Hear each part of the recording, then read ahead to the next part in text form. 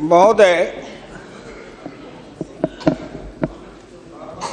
मैं अपने बोलने से पहले अपने दल के नेताओं को धन्यवाद देना चाहता हूं, आभार प्रकट करता हूं कि उन्होंने ये सामान्य चर्चा में, बजट के सामान्य चर्चा में मुझे बोलने का प्रथम अवसर दिया है। शहर से ही मैं गांव का किसान हूं, गांव में पैदा लिया, गांव में पला, गांव में बढ़ा। किसी तरह से राजनीति के धारा में चलते चलते यहाँ तक मैं पहुँच गया। लेकिन जब कभी मैं खड़ा होता हूँ तो मेरी नज़र वहीं रहती है। चौधरी चरण सिंह जब भारत के प्रधानमंत्री बने तब भी उन्होंने मुझे एक बार कहा था कि हुकुमचंद, भारत का प्रधानमंत्री हूँ, लेकिन दिन में एक बार मेरी नज़र अपने गांव में चली जाती है। वही कच्ची दीवार, फूस का छप्पर, वही कच्चा कुआं, वही गाय, वही भैंस, वही बकरी, वही ज्वार, वही बाजरा।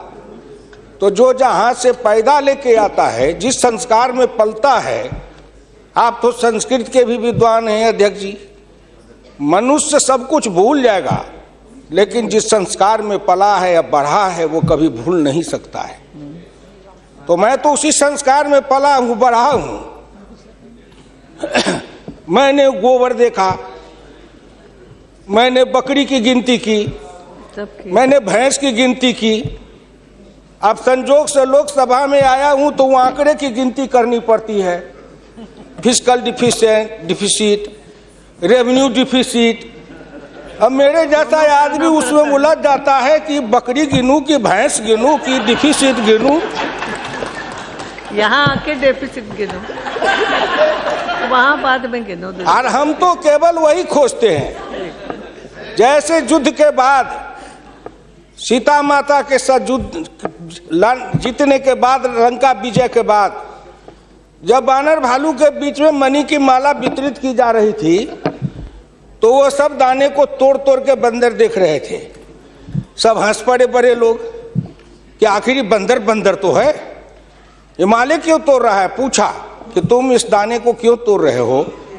तो कहा मैं इस हर दाने में सीताराम की मूर्ति देखना चाहता हूँ, और जिस दाने में सीताराम की मूर्ति नहीं हो मेरे लिए निरर्थक है। तो मैं तो बजट के हर पन्ना को पढ़ता हूँ तो देखता हूँ इसमें किसान कहाँ है, इसमें मजदूर कहाँ है, इसमें गांव कहाँ है, इसमें हमारे गाय भैंस के चारा दाना का कुछ है कि नहीं है, इसमें मेरे गांव की जो गरीब औरतें हैं जो खेत में काम करती हैं, पसीना बहाती हैं, मिट्टी पानी में सड़ती हैं, उनके शरीर से बदबू निकलता है। जीवन में कभी एक बार भी उनको लक्स और कौन रेक्सोना साबुन, कौन ये लिपस्टिक पाउडर, ये छूने का, देखने का अवसर नहीं मिलता है। क्या उसकी दुनिया को इन्होंने देखा था? मैं उन्हीं से पूछना चाहता हूं। अब तो बड़ी बड़ी बात करते हो, आगे दिन पीछे गए, गुरु से किया न है तब पछतावा होत क्या, चिड़िया चुग गई खेत। जिस समय गांव को देखना था, किसान को देखना था, मजदूर को देखना था, गरीब को देखना था, पिछड़ा को देखना था, दलित को देखना था, गांव की सड़कों को देखना था, गलियों को देखना था, कुआं को देखना था, आपने देखा क्या? आप तो देखते रहे कहीं। ये दो हिंदुस्तान, एक हिंदुस्तान में दो हिंदुस्तान आपने बनाया। एक है भारत, एक है India, that is called Hindustan. आपने बनाया ना। मैं आज भी कहता हूं, अगर मेरे गांव के किसी को उठावे, आंख में पट्टी बांध दे, हिंदुस्तान के कहीं भी, उड़ीसा हो, बंगाल हो, कहीं हो, किसान को लावे, गांव में आंख पर पट्टी बांध दे और एक बार इंडिया गेट पर उसकी आंख को खोल दे, उसको लगेगा कि हम स्वर्ग में चले आए, कि बैकुंठ में चले आए, कि इंद्रपुरी चले आए। इतना का अंतर है। मैं 1977 में एमएलए बन के आया, इंडिया गेट के किनारे पैदल टहल रहा था, एक बड़ी गाड़ी में एक बड़ा कुत्ता जा रहा था, वो अपने मुंह को निकाल के जी लपलपाते जा रहा था। मैं गांव का आदमी खड़ा होकर सोचने लगा कि कुत्ता जरूर कुछ कह रहा है। मैं एमपी था, कभी दिल्ली देखा नहीं था, मेरे अंदर से आवाज आई कि कुत्ता कह रहा है क्या है, तू गांव का किसान, गरीब, मजदूर, पिछड़ा, दलित, तू क्या जन्म लेके करने आया है? तुझसे मैं सौभाग्यशाली हूं। देख, मैं ठंड गर्म गाड़ी में बैठा हूं, केक खाता हूं, ऑमलेट कटलेट खाता हूं, गद्दे पर सोता हूं। तुमने देखा हिंदुस्तान, तुमसे अच्छा मैं हूं। उस दिन मुझे लगा कि इस हिंदुस्तान के बड़े लोगों के कुत्ते भी मुझसे अच्छी जिंदगी जी के रहे हैं और मुझे उस जिंदगी से भी बदतर जिंदगी जिलाने वाले कोई नहीं है, आप हैं। राज किया है आपने। मैं आंदोलन किया, जेल में गया, जेल में सराया। आज भी पूर्वा हवा चलती है तो आपके पुलिस की लाठी से जो हड्डी में चोट है वो कहीं ना कहीं दर्द करने लगता है। तब मुझे ऐसा एहसास होता है कि जिस राज में मुझे इतना कष्ट मिला था, अगर मेरा बस चले तो उस राज को सदा सर्वदा के लिए हिंदुस्तान से उखाड़ के गया जी में जाके पिंडदान कर दूं, जो फिर निकलने न पाए। क्या बात करते हैं साहब? आपसे मैं आखिर में नहीं जाऊंगा। आप योजना आयोग की बात कर रहे थे, मैं अपने गुरु डॉक्टर लोहिया की बात को आपके सामने मैं दिखाना चाहूंगा। मैं नहीं बोलता, मुझे तो उन्होंने दृष्टि दी थी। इसी लोकसभा में 6 सितंबर 1963 को एक बहस हुई थी, ख्याल रखिएगा, जिस बहस ने पंडित नेहरू को भी हिला दिया था।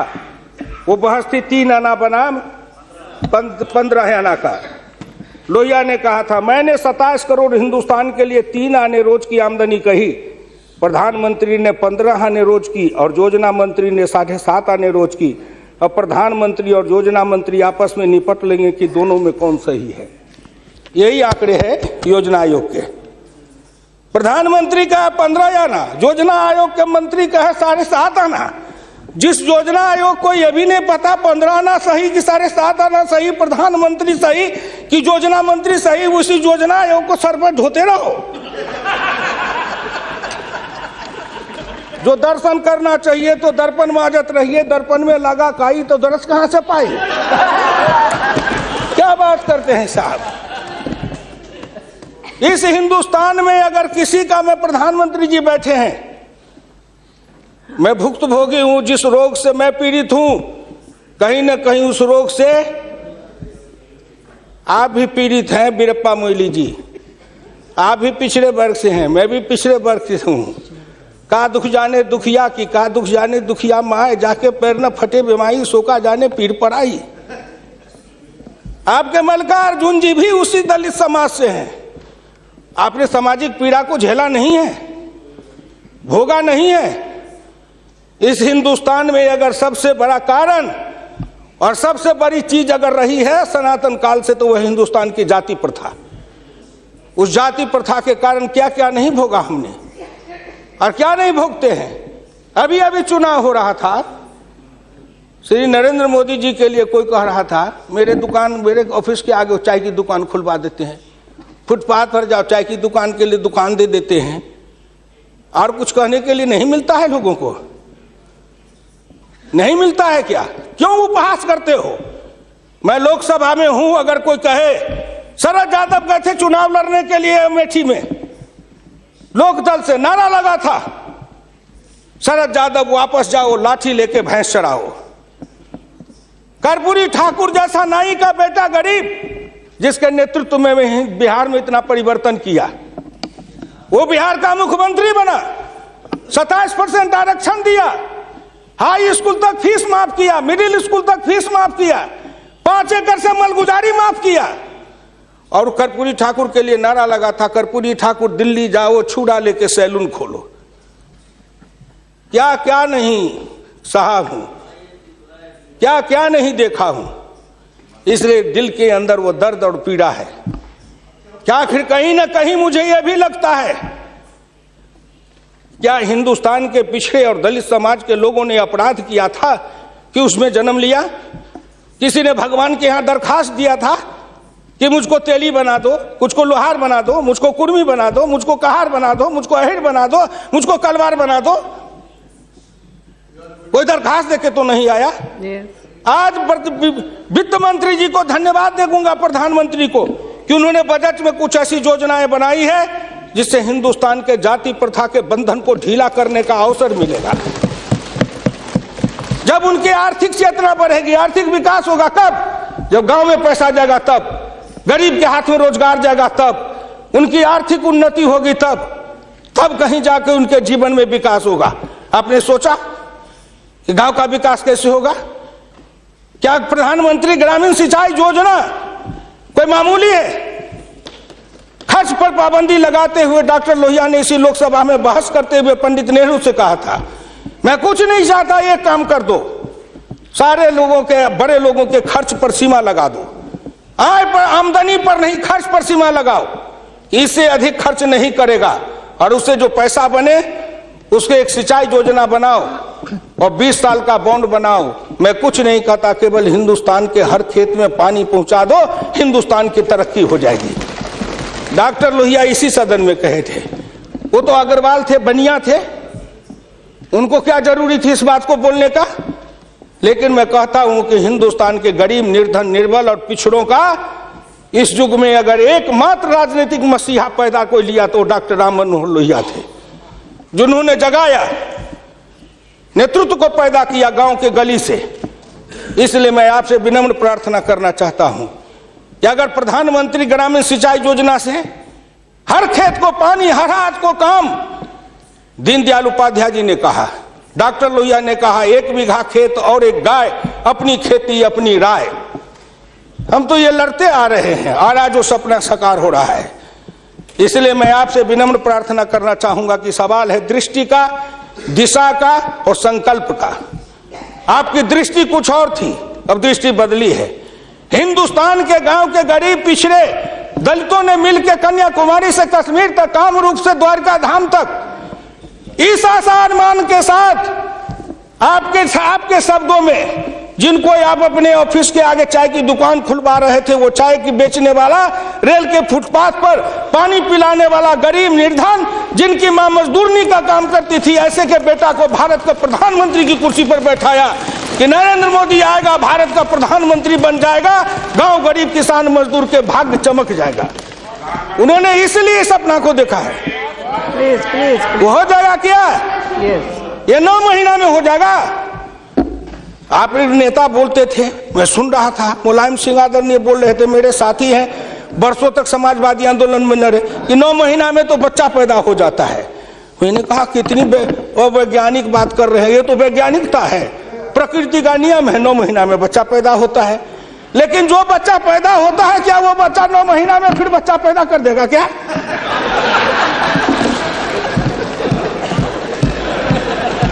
कितनी आप वैज्ञानिक बात बोल रहे हो? इस सरकार का 9 महीना हुआ, 10 महीना हुआ, सरकार पैदा हुई, अब क्या सोचते हो? आप क्या सोचते हो? इसलिए आपसे मेरी विनम्र प्रार्थना है कि संभलो, अभी भी आप संभलिए, प्लीज प्लीज, अभी आप संभलिए। आप बजट को क्या समझते हो? आप बसीर रहिए। मैं वीरप्पा मोइली साहब नहीं हूं। वीरप्पा मोइली साहब आंकड़े बता रहे थे, मैं उन आंकड़ों का जवाब दे रहा हूं कि आपने इतने दिन ये आंकड़े अब हमको पढ़ा रहे हैं। आपने क्या आंकड़े पढ़े थे? आपने आंकड़े पढ़े? 1951 में किसान थे 71.9%, 211 आपका राज, घट के हो गए 45.10 पॉइंट, 26.08 पॉइंट, किसान गायब हो गए। कहाँ गायब हो गए? कहीं नहीं गायब हुए। खेतिहर मजदूर थे 28.1 पॉइंट, और वो घट करके हो गए 17.5, वो बढ़ गए 26.08। अध्यक्ष महोदय, जितना किसान गमा उतना खेतिहर मजदूर बनाया। ये आंकड़े नहीं है क्या? ये सच है कि नहीं? तो आप बजट बनाते रहो। बड़े बड़े अर्थशास्त्री आए, एक विद्वान आए अर्थशास्त्र के, कहां से? वो हार्वर्ड वाले। हमको कहा हार्वर्ड, हमने कहा इस देश को कर देगा हार्वर्ड। तो हर्बट वाला हर्बर करेगा। हिंदुस्तानी अर्थशास्त्री चाहिए अरुण जेटली के जैसे। और ये कहां गए बोलिए?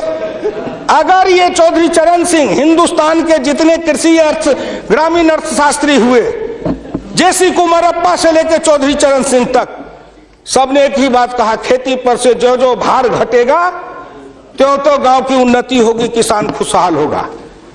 खेती पर से भार को कम करो। आपने कम किया, लेकिन हमको बनाया क्या? ऑफिसर बनाते, नौकरी देते, उद्योग लगाते, हाथ में काम देते, साइकिल देते, मोटरसाइकिल पर चढ़वाते, तब न समझते। हम किसान थे, हमको मजदूर बना दिया, झुग्गी झोपड़ी में डाल दिया, गंदी जिंदगी, कीड़े की जिंदगी जीने के लिए हमको रख दिया। जो गांव में बसने वाले थे वो 82.7 थे और घट के हो गए 68.08। 14% गांव के लोग गायब हो गए। कहां गायब हो गए? गायब होके कहां गए? आपके यहाँ दिल्ली में फुटपाथ पर सोते हैं, पेड़ के नीचे सोते हैं, पेड़ के नीचे जन्मते हैं, बलते हैं, बढ़ते हैं, पेड़ के नीचे शादी करते हैं, हनीमून बनाते हैं, वहीं फिर बच्चा पैदा करते हैं, फिर पेड़ के नीचे ही अपना परिवार बसाते हैं। हमारे बच्चे को लाया, हाथ में रिक्शा थमाया, ठेला थमाया, फुटपाथ पर काम करवाया, गरीबी से मजदूर किया, कुत्ते के जैसे जिंदगी जीने के हमको मजबूर कर दिया। और ऊपर से आप बताते हैं कि हम अब तुम्हारे लिए क्या दे दिया? फूड सिक्योरिटी दे दिया। फूड सिक्योरिटी, दाना उपजावे, धान उपजावे हम, गेहूं उपजावे हम, अनाज उपजावे हम, मेहनत करे हमको बस समझते हैं आप भिखमंगा। फूड सिक्योरिटी, हर आदमी पर 1 किलो चावल और 3 किलो गेहूं देंगे। आप बड़े बड़े बड़े बजट वाले और शास्त्री वाले हैं, महीना में 1 किलो चावल खा के रहो, एक आदमी 3 किलो गेहूं खा के रहो। ये गरीबी का उपहास है, हमारी निर्धनता और गरीबी का उपहास है। आओ 1 किलो चावल देते हैं, 1 महीना में खाओ। महीना में 26 रुपया, जिसकी रोज की आमदनी आप कहते हो गरीबी रेखा के नीचे है, और चावल गेहूं बांटेंगे 70% को। क्या आंकड़ा है आपका? यही बजट बनाते थे ना, मैं उसी को कहता हूं, यही आपका आंकड़ा। गरीबी चावल गेहूं खाए 70-80%, हमको कहो गरीबी की रेखा के नीचे है 26%। कबीरा बाँचे आखिन लेखा, पंडित बाँचे पोथिन लेखा। हम तो आंख से जो देखते हैं वो बोल रहे हैं। आपने क्या किया? हम कम किए, कहते हैं किसान किसान किसान किसान विरोधी है। हिंदुस्तान में 90-91 में 185.2 मिलियन हेक्टेयर खेती की जमीन थी, और आपके राज्य में 2011-12 में 182 मिलियन हेक्टेयर हो गई। ये जमीन कहाँ गई? हम खा गए? हमारे गांव के लोग खा गए? कौन खा गए? जो खाए हो।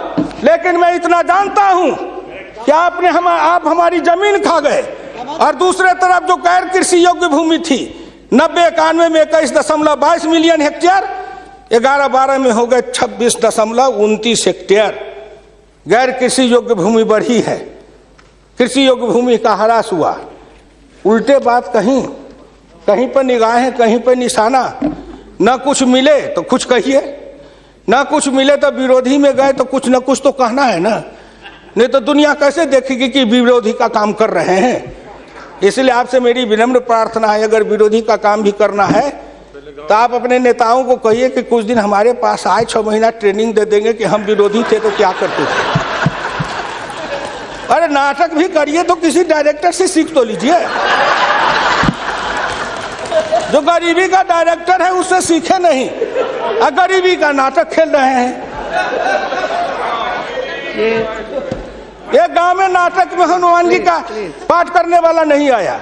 उसने सोचा कि आज तो नाटक नहीं होगा। एक बहुत मोटा तगड़ा दुकानदार था, उनको पकड़ लाया, कहा तू नाटक कर, केवल खड़ा रहना। और जब वो खड़ा होकर पाठ करने लगा तो रावण ने डांट के कहा कि कहाँ गए, लाओ तेल घिलाओ, इसके पूंछ में आग लगाओ। उसको हुआ कि अब तो जल के मरेंगे। तो कहा हजूर हम तो हनुमान जी नहीं है, हम तो बनिया है, अपनी दुकान चला रहे थे। वैसे ही आप नाटक करिएगा। इसलिए आपसे मेरी विनम्र प्रार्थना है आपसे मेरी विनम्र प्रार्थना है कि इसको देखिए। दिशा, जब तक आपके पास में दृष्टि नहीं बनेगी, आपकी दिशा नहीं ठीक थी, आपकी दृष्टि नहीं ठीक थी, तो आप संकल्प क्या कर रहे थे? चलता है सब, आप कहे कि हम भी चले, आपका बजट चला, आपकी अर्थनीति चली, आर्थिक विषमता, सामाजिक विषमता, राजनीतिक विषमता, प्रशासनिक विषमता। क्या मैं पूछता हूं कि आपके किसी बजट से इन विषमताओं को अंत करने के लिए कोई काम किया? नहीं किया। इसलिए हमारे गुरु डॉक्टर लोहिया कहते थे कि हिंदुस्तान में जब तक जाति प्रथा है और जब तक इस जाति प्रथा का रोग रहेगा, तब तक हिंदुस्तान का कल्याण नहीं होगा। भ्रष्टाचार के पीछे भी जाति प्रथा है। कोई माननीय प्रधानमंत्री बैठे हैं, हिंदुस्तान के अंदर किसी को अगर चाहेंगे कुछ कर दे, प्रधानमंत्री रहते हुए क्या है जो कर देंगे? जिस जात का सरकारी नौकर होता है, मैं भी इतने दिन तक 54 वर्ष रह के देखा, मंत्री रह के देखा, जिस जात का सरकारी नौकर, उसके ऊपर कलम उठाइए तो उसके जात का न जाने कहां से कहां सभी जगह से लोग आ जाते हैं उसको बचाने के लिए। जात पर हमला, अगर किसी बेईमान पर हमला है तो जात पर हमला, किसी भ्रष्टाचारी पर हमला है तो माना जाता है जात पर हमला है। इस जात को तोड़ने के लिए सबसे बड़ा कदम उठाना पड़ेगा। मैं वित्त मंत्री जी को धन्यवाद देता हूं, प्रधानमंत्री जी को, कि कुछ योजनाएं ऐसी आई हैं, लेकिन मैं एक प्रार्थना करूंगा। हमको कहते हैं कि आरक्षण की बात मैं कहता हूं शुरू दिन से, सदन सहमत हो और आप भी सहमत हो तो प्रधानमंत्री जी से कहूं कि तुरंत लागू करिए। लेकिन इसमें सहमति का सवाल है, राष्ट्रीय सहमति, सदन की सहमति, आपकी सहमति। सब आरक्षण मेरा खत्म कर दीजिए, लेकिन एक कर दीजिए, सरकारी नौकरी और सरकारी सेवा, इन दोनों के लिए अंतर जातीय विवाह को अनिवार्य करिए। न रहेगी जाति, न रहेगा बांस, न बजेगी बांसुरी। जातियां टूटेगी, अंतर जातीयता के कारण हिंदुस्तान में एक जाति बनेगी, वह जाति बनेगी भारतीय, वह जाति बनेगी मानव जाति। इन जातियों के रेखा को तोड़िए। इसके लिए अगर कर सकते हैं तो आप सहमत है तो बोलिए। आप कहते हैं गरीब और अमीर मिटा देंगे, लेकिन न्यूनतम और अधिकतम की रेखा तय कर यह सरकार करना चाहे, नरेंद्र मोदी जी चुटकी में कर देंगे, क्योंकि इनका क्या बिगड़ेगा? इनका कुछ नहीं बिगड़ेगा। नरेंद्र मोदी जी अगर न्यूनतम और अधिकतम की रेखा तय करेंगे तो इनका कुछ जाएगा, न परिवार का जाएगा, न बाल बच्चे का जाएगा, किसी का कुछ नहीं बिगड़ने वाला है। लेकिन चिल्लाने लगेंगे तो हम 100 से कम न 1000 से ज्यादा समाजवाद का यही तकाजा। बड़े समाजवाद की बात करते हैं, मैं ज्यादा समय नहीं लूंगा। मैं इनको समाजवाद की बात अपने गुरु डॉक्टर लोहिया की पढ़ के सुना दूंगा। और हमारे कुछ समाजवादी हैं, अब वो तथाकथित समाजवादी हो गए हैं। समाजवादी तो रहे नहीं, लेकिन तथाकथित हैं। आप मुझको कह देंगे कि आप भाजपा में चले गए, मैं भाजपा में क्यों आऊं? आपके ऐसे दल बने, इस दल के टुकड़े 1000 हुए, कोई यहाँ गिरे, कोई वहां गिरे। मैं कहाँ दौड़ा फिरता, मैं चला आया भाजपा में। मैं भारतीय जनता पार्टी के नेताओं को धन्यवाद देना चाहता हूँ कि हुकुमदेव नारायण 3 बरस से ज्यादा किसी पार्टी को दुरुस्त नहीं रहने देता था। आज 20 बरस से भारतीय जनता पार्टी में अटल अटक खड़ा हूँ। इस पार्टी में जब तक कोई ताकत नहीं है, अडवाणी जी में, अटल जी में, नरेंद्र मोदी जी में, इन सब लोगों में जब कोई गुण नहीं है, तो मेरे जैसे उदंड आदमी को 20 वर्ष तक अपने पिंजरे में रख लिया है, कोई साधारण योग्यता है? इस बात को समझो। मैं आखिरी में कहूंगा अध्यक्ष महोदय, समाजवाद हर किसी से सिद्धांत की तरह एक होता है थोक, एक होता है फुटकर, एक होता है सगुन, एक होता है निर्गुण, एक होता है सिद्धांत, एक होता है कार्यक्रम। समाजवाद से एक सीढ़ी नीचे उतरो, उस सीढ़ी का नाम है बराबरी। उस बराबरी से एक सीढ़ी नीचे उतरो। गौर करिएगा कौन कौन बराबरी? आर्थिक बराबरी, सामाजिक बराबरी, राजकीय बराबरी, धार्मिक बराबरी। उससे एक सीढ़ी और नीचे उतरो, तब उसके बाद आएगी समता, संपूर्ण समता, संभव समता। तब एक सीढ़ी और नीचे उतरो, तब अधिकतम और न्यूनतम की सीमा लगाओ। ये धार्मिक बराबरी की भी बातें भी की गई है। अगर हम धार्मिक बराबरी पर जी समाप्त करेंगे, अगर धार्मिक बराबरी पर मुझे कहा जाए तो मैं कहने लगूं तो कितनी अपनी पीड़ा सुना दूंगा कि धार्मिक बराबरी इस देश में कैसी है। उसके संबंध में मैं ज्यादा समय नहीं लेकर के केवल आपके सामने मैं सुना देना चाहूंगा। समन्वय दो तरह का होता है, एक दास का समन्वय, एक स्वामी का समन्वय। मैं नहीं कहता, महान समाजवादी अर्थशास्त्री डॉक्टर लोहिया ने इसी सदन में 26 मार्च 66 को कहा था। गौर से शब्दों को सुनिए। समन्वय दो तरह का होता है, एक दास का समन्वय, एक स्वामी का समन्वय। पिछले 1000 बरस के इतिहास से हिंदुस्तान ने स्वामी का समन्वय नहीं सीखा, वह एक दास का समन्वय रहा है। मैं तो श्री नरेंद्र मोदी जी सरकार से कहूंगा कि 1000 साल से भारत दास भाव से सांस्कृतिक समन्वय में रहा है। अगर वो स्वामी भाव का समन्वय में भारत आना चाहता है तो क्या अपराध है। इसलिए उन्होंने कहा इस संबंध में मैं खाली परदेशियों को ही दोष नहीं देता, उनके सबब से जितने भी इतिहासकार हैं वे सभी जहर में बिल्कुल घुल जाते हैं। आज भारत के 2 इतिहास के स्कूल हैं, एक डॉक्टर ताराचंद, एक डॉक्टर मजुमदार, एक और है जो दोनों के दोनों इसी समन्वय धारा के हैं, विविधता धारा के हैं। भारत क्या है उसको भूलकर भारत के जो विभिन्न अंग है उनकी तरफ निगाह चली जाती है। क्या बात करते हैं साहब। तो इससे मेरी विनम्र प्रार्थना है सदन से, अध्यक्ष महोदय, मैं हाथ जोड़ के प्रार्थना करता हूं सदन से भी, और इस लोकसभा के चैनल को हिंदुस्तान के करोड़ों लोग देख रहे हैं। मैं उन गांव के गरीबों, किसानों, मजदूरों से कहता हूं, गांव गरीब, मजदूर, किसान, पिछड़ा, दलित और नौजवान, मिलके देश बनाओ, आओ देश बनाएंगे। और नरेंद्र मोदी के प्रधान रहते हुए एक बार नहीं, अगर हिंदुस्तान में आपने जितने दिन रहा, एक बार में तो थोड़ी सी रेखाएं बनाई जाएगी, दूसरे बार में मिट्टी डालेंगे, तीसरे बार में तब न पिचिंग करेंगे। तो हमको भी आपको इतना समय दिया, तो मैं गांव गरीब, किसान, मजदूर, पिछड़े, दलित, इन सब से हाथ जोड़ के प्रार्थना नौजवानों से करना चाहता हूं, आओ कदम में कदम मिलाओ, मिलके हिंदुस्तान को बनाओ, सफर समता लाएंगे, आर्थिक समता, सामाजिक समता, राजनीतिक समता। अगर इन्होंने मुझको 12 रुपया महीना पर जीवन बीमा कर दिया तो बड़े लोगों का कलेजा फटने लगा कि 12 रुपया में सबको जीवन बीमा कर रहे हैं। खेत में काम करेंगे, बीमार पड़ेंगे, मरेंगे, तो हम जिम 1 रुपया, हाँ 12 रुपया साल, 12 रुपया साल, 1 रुपया महीना। तंबाकू का गुटखा भी खाते हैं तो 3 रुपया में मिलता है, उससे भी सस्ता जीवन बीमा इस सरकार ने दे दिया गरीबों को।